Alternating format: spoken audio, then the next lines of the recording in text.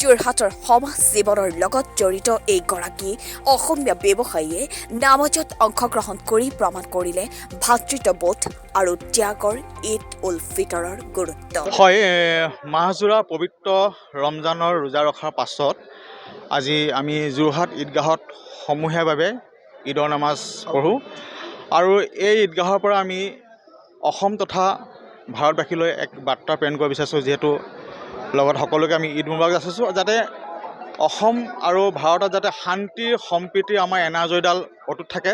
যিহেতু এখন শংকৰ আজানৰ দেশ, শংকৰ মাধৱৰ দেশ তাহানিৰ পৰা কৈ আছে।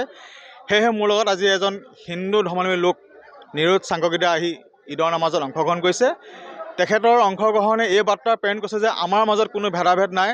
তাহানিতে আজান পীৰ চাহাবে কৈছে আৰু আজি আমি কৈছোঁ, মোৰ মনত ভেদ ভাৱ নাই অ' আল্লাহ, মোৰ মনত ভিন পৰ নাই অ' আল্লাহ, হিন্দু কি মুছলমান একে আল্লাহৰ ফৰমান, মোৰ মনত একেটি ভাৱ। গতিকে এই বাৰ্তা আমি যাতে অসম তথা ভাৰতবাসীলৈ যায়, অসমৰ পৰা যায়। অসম যে এখন হিন্দু মুছলমানৰ দেশ, সকলোৱে একেলগে আমি বসবাস কৰি আছোঁ আৰু সকলোৱে একত্ৰিত যাতে ভৱিষ্যতে থাকিব পাৰোঁ, এই বাৰ্তাই আমি যোৰহাট ঈদগাহৰ পৰা প্ৰেৰণ কৰিছোঁ। তেখেতসকলে নিজৰ শৰীৰ আৰু মন শুদ্ধ কৰে আৰু আজিৰ দিনটোত তেখেতসকলে কি হয়, যি সমাজৰ যিখিনি দৰিদ্ৰ নিচলা বা দুখীয়া ব্যক্তি আছে, তেখেতসকলৰ খাদ্য অনুসাৰে তেখেতসকলে দান কৰে। আৰু লগতে এই 29টা দিন যিহেতু তেখেতসকলৰ শৰীৰ আৰু মন শুদ্ধ হৈ থাকে, আজি শৰীৰ মন শুদ্ধ হোৱাৰ পাছত আজি এই সমূহীয়া হিচাপে এই হাজাৰ হাজাৰ ব্যক্তি ইছলামধৰ্মী লোকসকলে ইয়াত গোট খাই বিশ্ব শান্তিৰ বাবে প্ৰাৰ্থনা জনাইছে।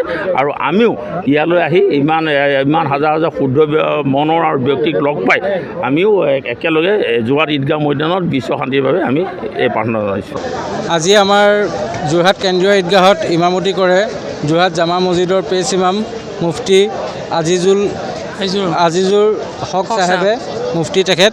আৰু আজি আমাৰ যোৰহাট ঈদগাহত কেন্দ্ৰীয় ঈদগাহত 7,000 পৰা 8,000 মানুহ সমবেত হয় আৰু সকলোৱে সমবেত হৈ মহান আল্লাহৰ ওচৰত এইটোৱে দোৱা কৰে যায় যাতে আমাৰ আগন্তুক দিনসমূহত যাতে কোনো প্ৰাকৃতিক দুৰ্যোগত অসমৰ যাতে কোনো ব্যক্তি বা সম্পত্তিৰ যাতে অনিষ্ট নহয় বা কোনো ধৰণৰ যাতে ক্ষতিগ্ৰস্ত নহয়, তাৰ কাৰণে মহান আল্লাহৰ ওচৰত আজি ইমাম চাহেবে দোৱা কৰিছে। আৰু যাতে হিন্দু মুছলমান যি আমাৰ ধৰ্মাৱলম্বী লোকসকল আছে, যিসমূহ ধৰ্মাৱলম্বী লোকসকল আছে, যাতে সকলোৰে মাজত আচলতে সম্প্ৰীতিৰ এনাজৰীডাল যাতে আৰু কটকটীয়া হয়, তাৰ কাৰণে মহান আল্লাহৰ ওচৰত ইমাম চাহেবে দোৱা কৰিছে। আৰু অনাগত দিনত যাতে আমি অসমৰ হকে যাতে সকলোৱে একেলগ হৈ পেলাই কাম কৰিব পাৰোঁ, তাৰ কাৰণে মহান আল্লাহৰ ওচৰত ইমাম চাহেবে দোৱা কৰিছে। আৰু যোৰহাট ঈদগাহৰ সাধাৰণ সম্পাদক হিচাপে মই আপোনালোকৰ যোগেদি আপোনালোকৰ মিডিয়া হাউচ তথা সকলো কৰ্মকৰ্তা তথা অসমবাসী যোৰহাটবাসী ৰাইজলৈ ঈদৰ আন্তৰিক শুভেচ্ছা জ্ঞাপন কৰিছোঁ। ৰমজান মাহ পাৰ হৈ গ'ল, আজি পবিত্ৰ ঈদৰ দিন।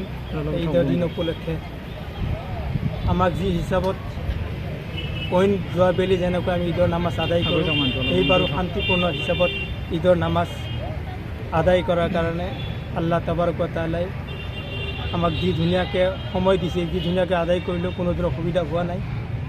গতিকে এনেকুৱাকৈ বাৰম্বাৰ আল্লাহ তাবাৰক ৱা তাআলাই আমাক প্ৰত্যেকৰ ঈদৰ নামাজ আদায় কৰাৰ কাৰণে তৌফিক দান কৰে।